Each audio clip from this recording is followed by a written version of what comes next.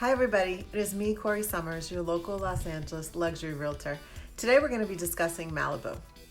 If you haven't already done so, I just want to ask you to take a moment to go ahead and click that subscribe button below, as well as the bell for updates, and we'll be right back and get into Malibu.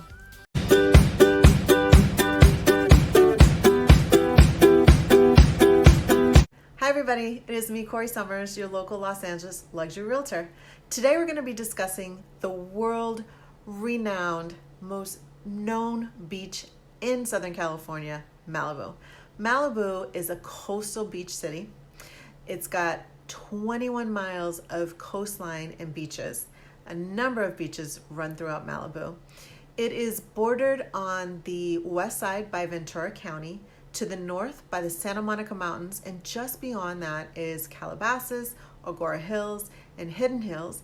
And on the east side, it's right next to Topanga.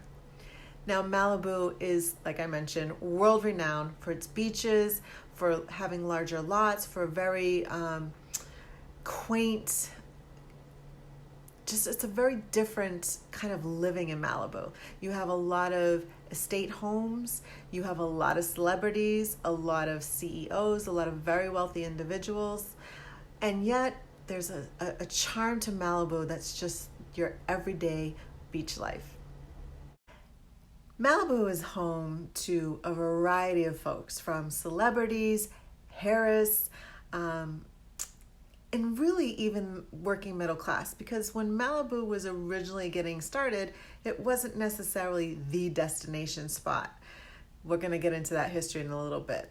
But I also want to talk about the fact that Malibu has a lot of beaches, and some of the beaches that are located in Malibu include Surfrider Beach, Zuma Beach, Malibu Beach, Topanga Beach, Point Dume, Dan Blocker Beach, Malibu Creek State Beach, Leo Carroll State Beach, Point Magoo State Beach, etc., etc., etc. So it's a lot of beachfront in Malibu, a lot of beachfront homes in Malibu as well.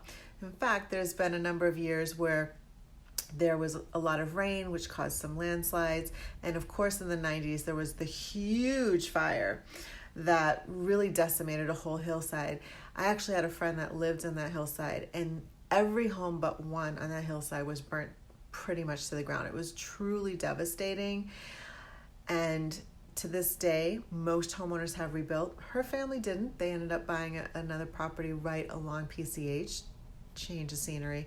But I'll never forget, it was so beautiful and peaceful there. And when you go back to that area and see how the homes have rebuilt, there's a lot of beautiful homes that are there now as well. Amazing views, still that same stunning location. So I'm going to dive into the history of Malibu. You're going to catch me looking down a little bit because there's a lot to this.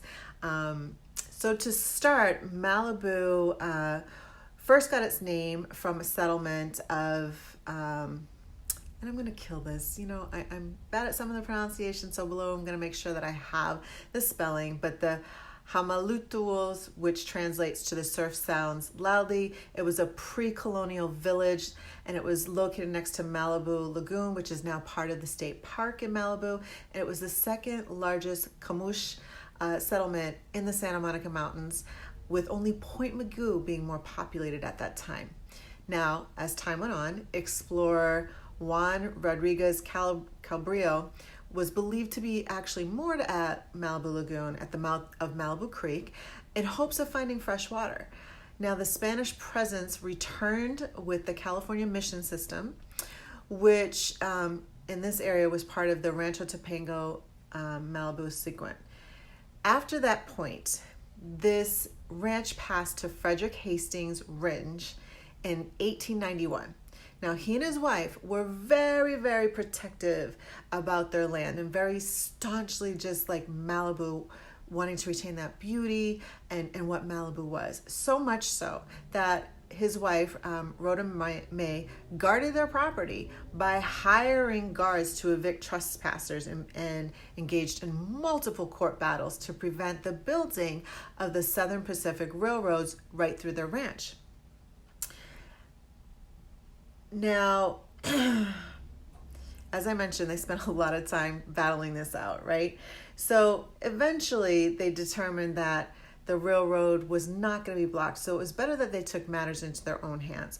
So Frederick decided to build his own tracks, and after his death, his wife was the one that actually implemented this, and thus built the Malibu and Port Los Angeles Railroad through their property. This line started at Carbon Canyon and ran about 15 miles westward past Point Dume. May was unfortunately forced to subdivide her property and began to sell off lots. The Ringe House is known as the Adamson House and is now part of Malibu State Creek Park. As I said, Malibu kind of has like this long, complex history. So continuing along, in 1926, May tried to avoid selling off some of the land and really losing everything that she and Frederick had built by creating a small ceramic factory. At its height, the Malibu potteries employed over 100 workers, and they produced decorative tiles that really furnished a lot of Los Angeles and Beverly Hills public buildings and residences. The factory, which was located about 1.5 miles east of the pier, was actually ravaged in a fire in 1931. Now, it partially reopened in 1932, but it couldn't sustain through the Great Depression. This really was a decline for a lot of California construction projects, and it just really decimated the business.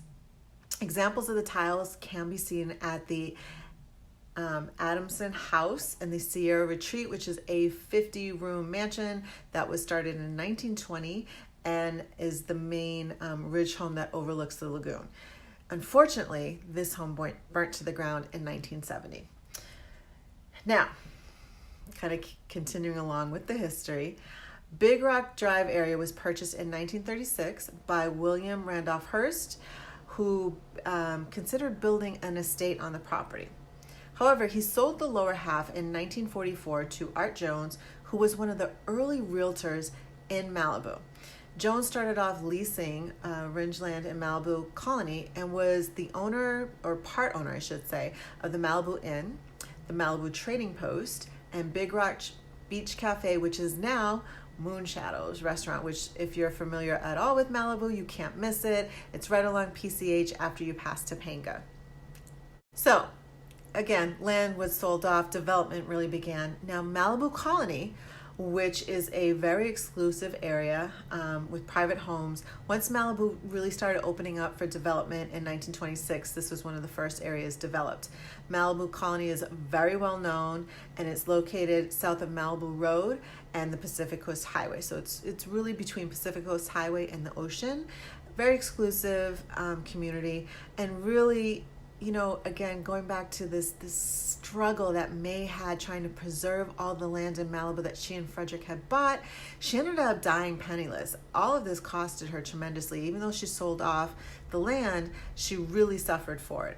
Now, Malibu Colony today is a gated community with multi-million-dollar homes on small lots.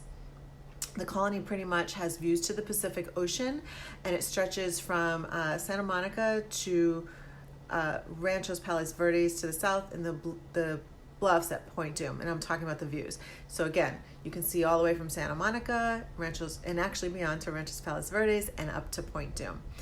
Now, in 1991, most of the old Malibu land grant was incorporated as a city to allow control over the area. Prior to achieving this municipality status, residents really fought hard against some of the county proposed developments. They included like an offshore freeway. Could you imagine an offshore freeway running alongside Malibu, and a nuclear power plant? I personally am glad that they succeeded in this, because I really don't feel like LA needed another power plant. We've got enough of that happening along the coast.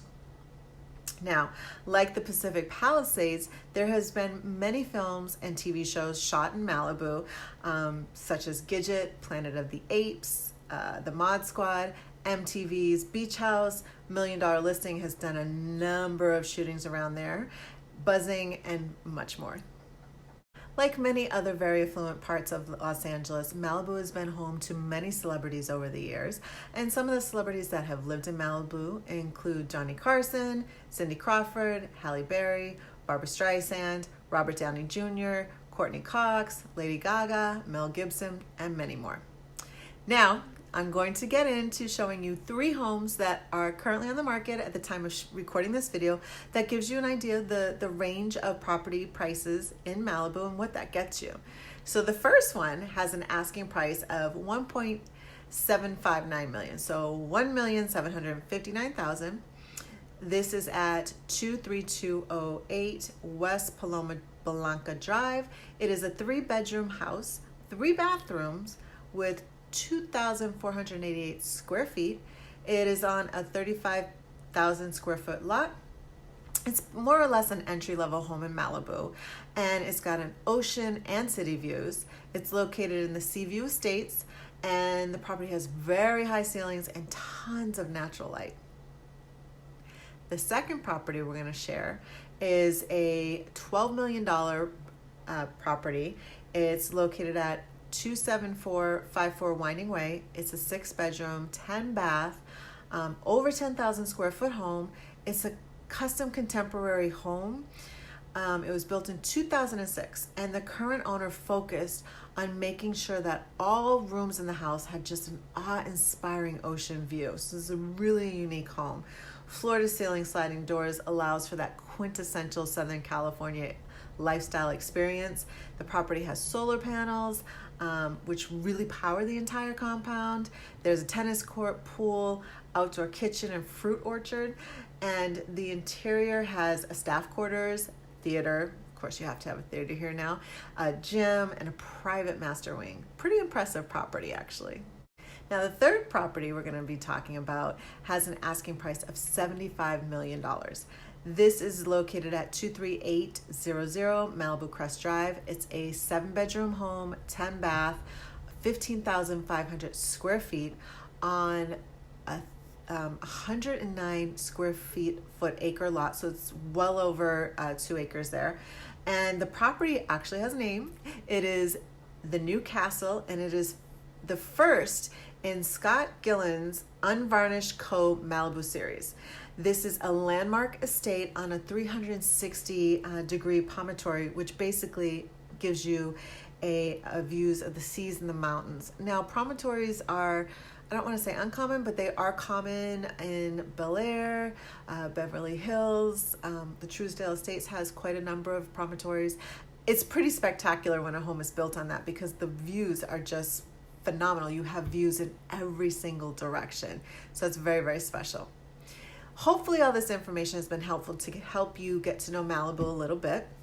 You know, Malibu does have some quaint shops right off PCH, some cool little eateries, as we mentioned, Moon Shadows before, a great place to eat, but also lots of really little spots. So if you're going to spend the day at the beach, you can drive along Pacific Coast Highway and stop in and get some really good eats. And Malibu overall is just a beautiful, beautiful area. Even if you just want to spend the day driving around, looking at homes, visiting the beach, stopping at some of the shops, getting some food, it's a great day. I want to thank you guys so much for watching. If you are considering relocating to Los Angeles and you feel like a coastal beach city is for you, or you need more land, or you want something that's just kind of off the beaten path, Malibu might be the right fit. I do have a relocation guide below, as well as a guide on Malibu. All you have to do is click those links. Thank you guys so much for watching. If you have not subscribed to my YouTube channel yet, I can't go without asking you to go ahead and take a moment to do so and click the bell for updates, and we'll be back next time with the next neighborhood here in Los Angeles.